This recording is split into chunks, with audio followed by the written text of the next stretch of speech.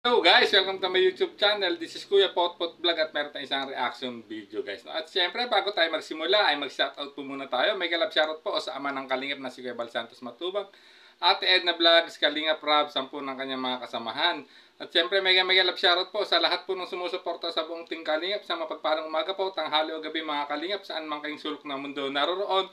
Naway lagi po tayong gabayan ng ating poong may kapal. At ayan guys, simulan na natin ating reaction video no dito sa itong picture na to guys. Ito yung kuha no sa Legazpi Alway sa Mimayo kung saan talagang nag-ATV sila. Ito isa sa mga kaabang-abang po no na aabangan natin sa EDSI Part 31 no. Siguradong marami na namang kikiligin no dito sa tambalang ito, sa tambalang EDSI na alam naman tayong talagang grabe ang kilig na dito sa lahat po ng manonood po ng Team Kalingap no. At syempre guys, panigurado ako, alam naman natin guys na may mapait na nakaraan dito no sa pagpunta nila sa Mayon Volcano. At panigurado ako tulad ng sinabi ni Kalingap Rob no nung nakaraang mga live ni Kalingap Rob, mukhang dito mabubura no, mukhang buburahin na ng tuluyan o tuluyan na talagang ng mabura ang alaala na nakaraan kay Kalingap Edu, which is alam naman natin nung unang punta nila rito ay di ba talagang nagbalik na napatingin no si Kalingap Edu sa sa Mayon Volcano no. Talagang parang nag-reminisce sa kanya ang masasayang memories nung time na yon. Ngunit siyempre ngayon ay iba na no, paniguradong mas totoo, mas nakakilig at mas kakaibang memories ang binuo niya no sa pagbalik niya rito no sa Albay no sa Mayon Volcano no. At kasama pa niya ang kanyang YP guys no. Talaga namang kitang-kita niyo naman no na nakasakay pa sila sa ATV guys. At panigurado ako na marami talaga silang mabubuong masasayang memories no nilang dalawa na iti-treasure nila ano sa isa't isa guys no. At talaga namang kita naman natin na grabe po ang pagmamahal po ng mga supporters po no sa tambalang EDSI, lalong-lalo na kay Beyonce guys no. Talagang kita niyo naman itong mga nakaraang lang may mga bago na namang mga big time sponsor no na gusto magpaabot po ng tulong kay Beyonce. At talaga namang deserving niya lahat ng blessing na kanyang natatanggap dahil napaka-humble po niya, mapagkumbaba, family oriented. At siyempre no, lalong-lalo na yung pagiging loyal niya sa Kalingap guys no. Nakita niyo no nakarang episode ay hindi niya akalain no na masusurpresa siya no. Kasi ang ina-expect na lang niya yung motor na sinabi ni Kuya Bal na binili na kasama siya. Ngunit itong isang pangkabuhayan na gamit, itong tricycle na mula po sa Kalingap Edu Global Supporters no. Grabe. Talagang nasurpresa siya. At nakita din naman natin na naging emosyonal nung kanyang magulang, lalong-lalo na no si nanay no.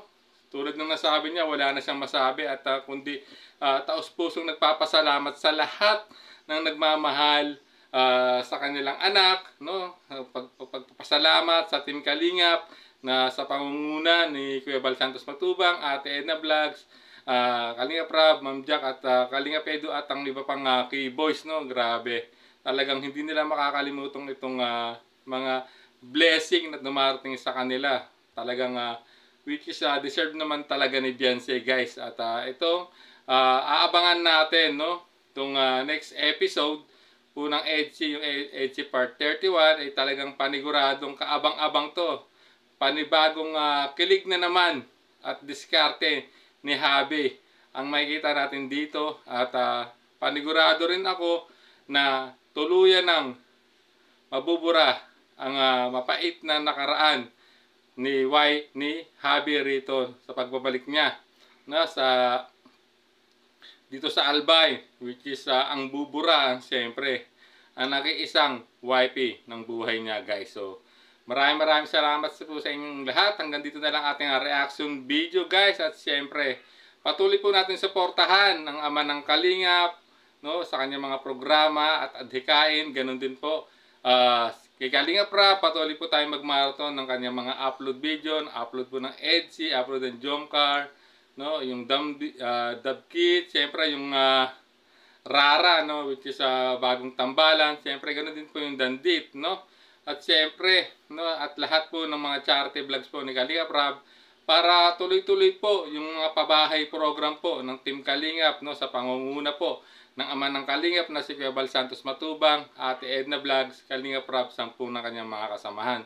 At bago tayo tuloy magtapos, ay nais ko pong suportahan din po natin ang mga ambassador po ng mga landing pad po, no, tulad po ni Pastor J. Morelo ng Gumaka Landing Pad, Kalingap po siya ng Sorsogon Landing Pad, Kalingap Mick at Kalingap Agnes ng Davao Landing Pad, at siyempre yung pinakabagong landing pad, yung Katarman Landing Pad na pinangunahan po, no, ng ambassador na si Joey the Great, no, at siyempre patuloy po tayong sumuporta sa buong Team Kalingap guys. At siyempre bago tayo tuloy ang magtapos uli, ay mag-shoutout po na tayo. May galap shoutout po sa Kalingap Edu Global Supporters, no? Sa kanilang founder na si Ma'am Jenny Benito, admin Ma'am Igor Rotak, at the rest of ng kanilang membro. Ganon din po, no, sa EDC Global Supporters, no? Sa kanilang founder, admin at lahat ng members nito. Ganon din po, no, sa Edbian Lovable Supporters, no? Kay Ma'am Odette Rial, kay Tita Melba of Germany, ayan, Len F. Rubio, Ma'am Milicha, Josephine Lasso, no? Team Lutang USA, EDC Team Panatag Official, Team EDC Marathon 2.0, Kalingap Edu United Fans, no? EDC United Fans, siyempre kay Mama Emmy Johansson, Lola Hen Vlog, no? At sa lahat po ng individual na sumusuporta sa tambalang EDC, no? Maraming salamat sa inyong patuloy na pagsuporta at pagmamarathon sa upload po ni Kalingap Rap. So hanggang dito na lang po. Maraming salamat po. Hanggang sa muli po nating reaction.